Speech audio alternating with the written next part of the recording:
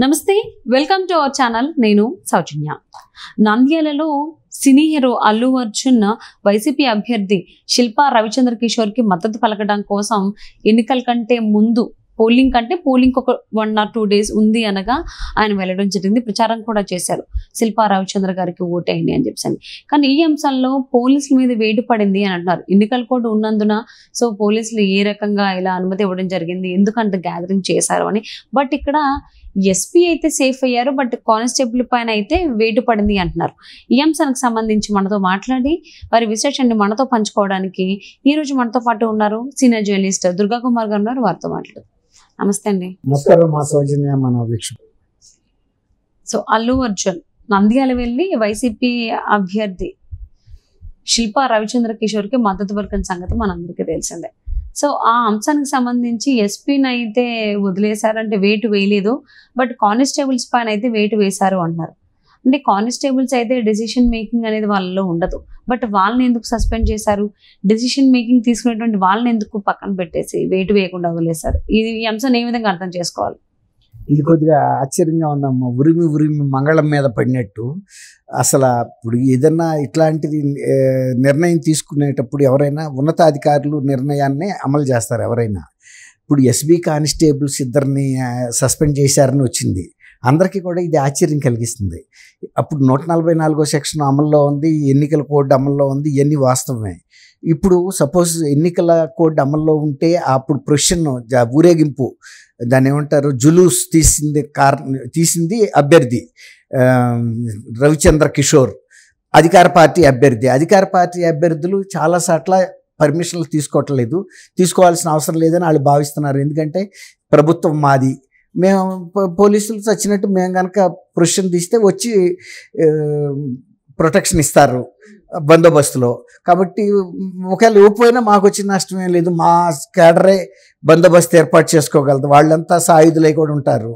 కాబట్టి అసలు ఇంకోటి, ప్రతిపక్షం వాళ్ళు వాళ్ళ అధికార పక్షాన్ని ఆంధ్రప్రదేశ్లో ప్రశ్నించే పరిస్థితి ఎక్కడా లేదు. అసలు వాళ్ళు మాట్లాడకుండా ఉంటేనే జైల్లో పడేస్తున్నారు.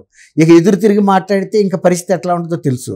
గతంలో స్థానిక ఎన్నికలప్పుడు కూడా పోలీసులు పిలిస్తే వెళ్ళి ప్రతిపక్షాలకు చెందిన అభ్యర్థులు అందరూ కూడా పోలీసులు బెదిరింపులకు లోనై చెప్పినట్టు నామినేషన్లు ఉపసంహరించేసుకున్నారు, ఏకపక్షంగా అయినాయి. ఇవన్నీ మనం చూసాం. కాబట్టి ఇప్పుడు ఇది 2 రకాల వివాదాలు వచ్చినాయి అల్లు అర్జున్ది. ఒకటేమో పోలీసుకి సంబంధించిన బందోబస్తు వివాదం, తర్వాత రాజకీయ వివాదం. ఇంకోటి ఏంటంటే ఇతను మెగా ఫ్యామిలీకి చెందిన వ్యక్తి అయ్యుండి మన పవన్ కళ్యాణ్ వీళ్ళకి బంధువే కదా, మెగా చిరంజీవి, వీళ్ళేమో వైఎస్ఆర్ తెలుగుదేశం కూటమిలో భాగస్వాములు అయి ఉండగా ఇతను ఈ ఫ్యామిలీ హీరో వెళ్ళి ప్రతిపక్షానికి ప్రచారం చేయటం కూడా ఒక రకంగా వాళ్ళకి కొంత తలతీసినట్టుగా అయ్యింది. అంటే ఈ కుటుంబంలో ఐక్యత లేదు. ఈ ఒక పార్టీకి అధ్యక్షుడు కదా, జనసేనకు అధ్యక్షుడే పవన్ కళ్యాణ్ గారు. తర్వాత ఆ కూటమి ఏర్పాటు చేయటంలో కీలక సూత్రధారి పవన్ కళ్యాణ్ గారు. వాళ్ళ ఫ్యామిలీ వాడే వెళ్ళి వైఎస్ఆర్సీపీకి సంబంధించిన పార్టీ అభ్యర్థికి మద్దతు ఇచ్చాడనేటప్పటికే ఆ మెగా కుటుంబంలో కూడా చిన్న వివాదం వచ్చింది. అది ఇదేమో పోలీస్ వివాదం, ఇది పరిపాలనా పరంగా వచ్చిన వివాదం. అది రాజకీయ పరంగా, కుటుంబ పరంగా, అంతర్గతంగా వచ్చిన. నాగబాబు కూడా ట్వీట్ చేశారు కదా దానికి సంబంధించి, మాకు ఇతర పార్టీలకు సంబంధించిన వాళ్ళు మా కుటుంబ సభ్యులే కాదన్నట్టుగా కూడా వెళ్ళింది. సరే, దాని మీద వాళ్ళు ఏదో కింద మీద పడ్డారు, అది వాళ్ళ అంతర్గత విషయం, పెద్ద ఎవరు పట్టించుకోవాల్సిన అంశం కాదు. ఒకసారి కుటుంబాల్లో పెద్ద కుటుంబాలు అయిపోయిన తర్వాత ఎవరు రాజకీయ సిద్ధాంతాలు వాళ్ళకు ఉంటాయి. ఇప్పుడు ఒకే కుటుంబంలో తల్లి కొడుకు కూడా వేరు పార్టీల్లో, బీజేపీలో మాధవరావు సింధియా, మాతా విజయరాజే సింధియా, వీళ్ళు డిఫరెంట్ పార్టీల్లో ఉండేవాళ్ళు. అట్లా ఇవన్నీ మామూలే. తర్వాత వాళ్ళ సిస్టర్ ఒక పార్టీలో ఉండేది. అట్లా ఒకే కుటుంబంలో, ఇప్పుడు ఇందిరాగాంధీ కుటుంబంలోనే తేడా వచ్చేసింది గతంలోనే. అంటే మీరు చిన్నప్పుడే సంజయ్ గాంధీ అని 1980లో చనిపోయాడు ఆయన. ఆ తర్వాత వాళ్ళ భార్య మేనకా గాంధీ ప్రతిపక్షంలో ఉంది, ఇప్పటికీ ఆమె ప్రతిపక్షంలోనే ఉంది. అట్లా ఈ కుటుంబాల్లో పార్టీల పరంగా విడిపోవటం పెద్ద విషయమేం కాదు. అయినా ఇది కేవలం స్నేహపూర్వకంగా నాకు అతనితో ఉన్న వ్యక్తిగత స్నేహంతో వెళ్ళాను. ఈ ఎలక్షన్లకు ముందే ఎప్పుడైనా నువ్వు ఏ పార్టీ తరపున పోటీ చేసినా నేను ప్రచారానికి వస్తా అని హామీ ఇచ్చా కాబట్టి నేను దానికి గౌరవించి వెళ్ళానని ఆయన చెప్పుకుంటున్నాడు. సరే, అది ఇక్కడ మనకి ప్రాధాన్యత అంశం కాదు. ఇప్పుడు సంబంధించినంతవరకు ఈ సస్పెన్షన్ వేశారు కదా, ఈ సస్పెన్షన్ వేటుకి సంబంధించినంత వరకు ఇద్దరు ఎస్బీ కానిస్టేబుల్స్ అమ్మా, రెండో పట్టణ ఎస్బీ కానిస్టేబుల్ నాయకు, తాలూకా ఎస్బీ కానిస్టేబుల్ నాగరాజు, వీళ్ళిద్దరిని వేకెన్సీ రిజర్వ్కి పంపారు. అంటే రెగ్యులర్ డ్యూటీలోంచి వేకెన్సీ రిజర్వ్ కంటే అది వచ్చిన పార్టీ పనిష్మెంట్ కింద లెక్క. అది అందరికీ అదే అర్థం కావట్లేదు.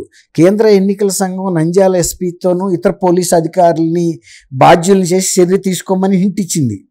వాళ్ళు కదా, వాళ్ళు ఫెయిల్ అయ్యారు. వాళ్ళు ప్రివెంట్ చేయాల్సింది వాళ్ళు. పర్మిషన్ ఇవ్వనప్పుడు వాళ్ళు ప్రొసెషన్ తీస్తుంటే ఆపాలి, వీళ్ళు చెదరగొట్టి పంపించేసేయాలి. ఆ వీళ్ళిద్దరూ ఏం చేయగలుగుతారు? ఎస్పీ వాళ్ళు జరుగుతున్నట్టు ఇన్ఫార్మ్ చేయగలుగుతారు తప్ప వాళ్ళు ఫీల్డ్లోకి వెళ్ళి లాఠీలు పట్టుకుని ఆపే ఉండదు. వాళ్ళు ఎస్బీ వాళ్ళు ఏంటంటే ఒక రకంగా వేగులు, అంటే స్పై, వాళ్ళకి సంబంధించిన ఇంటెలిజెన్స్ ఇన్పుట్ ఇవ్వగలుగుతారు రెగ్యులర్ పోలీస్కి. అదిగో వాళ్ళు అక్కడ రెడీ అవుతున్నారు ప్రొసెషన్ తీయటానికని 1 గంట 2 గంటల ముందు లేదా ఒక పూట ముందు కూడా చెప్పగలరు, ఇక్కడ ఏర్పాట్లు చేసుకుంటున్నారు మీరు దాన్ని చూసుకోండి అని. కానీ మరి వాళ్ళని పంపించేశారంటేనే అది మొన్న అది 11వ తారీఖున జరిగింది. ఇది 13నేమో ఎలక్షన్ అనుకోండి. అంటే ప్రచార ముగింపు గడియల్లో ఈయన అక్కడికి వెళ్ళాడు, అనుమతులు లేకుండా ర్యాలీ నిర్వహించారనేది.